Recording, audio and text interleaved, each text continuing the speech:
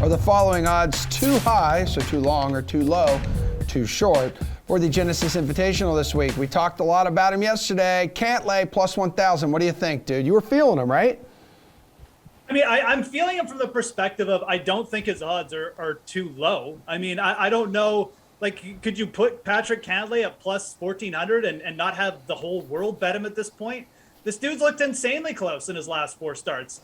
And, you know, obviously we have him more elite field. Now he doesn't have, you know, he's not going up against like weaker fields and like Pebble and American Express.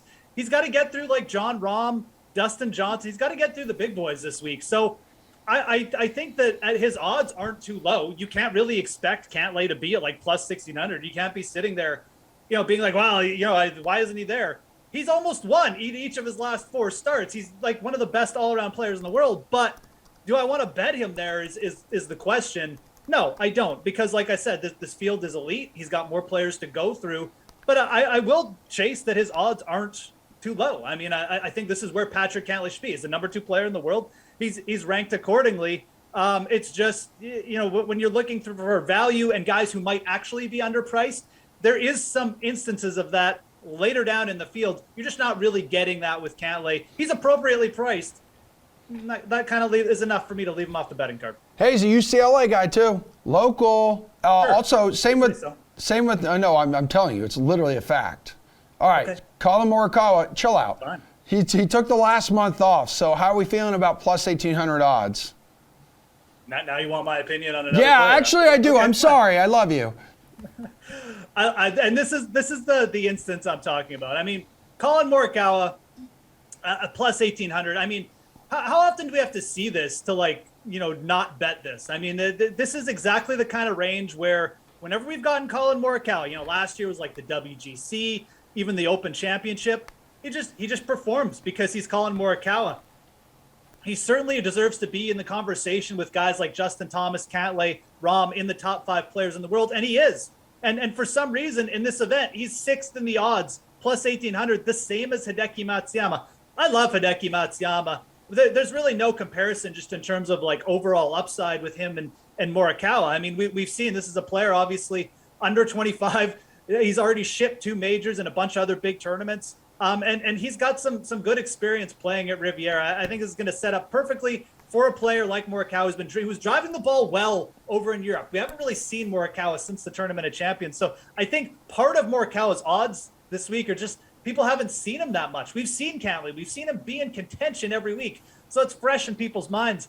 Morikawa's been playing fine. He's a great young player. He should not be at plus 1,800 for these events anymore.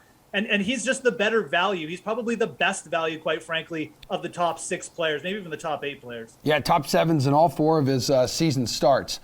Give me someone whose odds are too high that should be lower. So odds that are too long that should be shorter.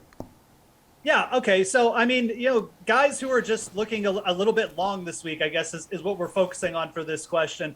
I mean, I think I would have to start with Viktor Hovland at plus 2,500. You know, like a lot of people, I looked at the odds this week and I kind of had to check, like just do a double check with Viktor Hovland. Like, is there something going on? Has he broken his arm?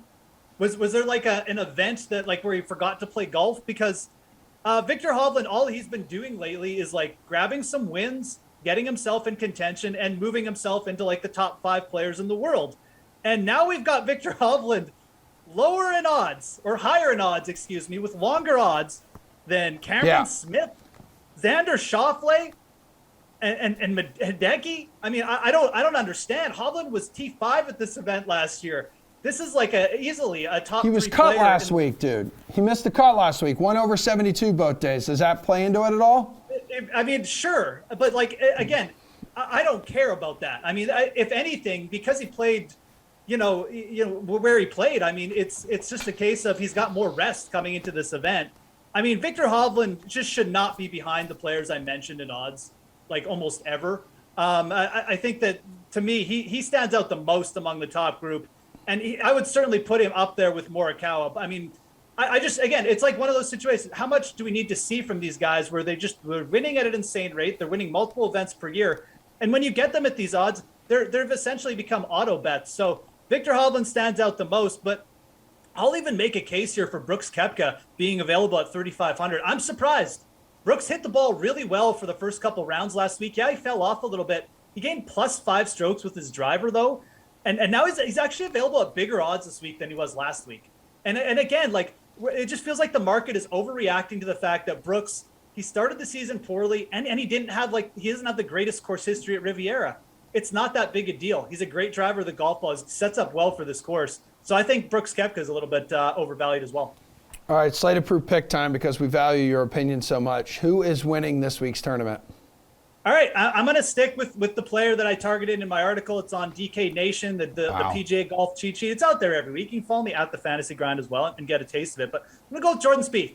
I think that Jordan Spieth sets up well for Riviera. He doesn't drive it as well as some other players, but he's great around the greens, and he's a great tee to green player. And we've seen Jordan Spieth hit the ball very well in his last 2 events. I think this is a venue where Jordan Spieth picks up a win eventually. We've seen past Master champs, Adam Scott, Dustin Johnson, Bubba Watson all pick up wins at Riviera. And at +4,000, I really like the odds you're getting on Spieth this week. He started the season okay. That's second place at Pebble Beach.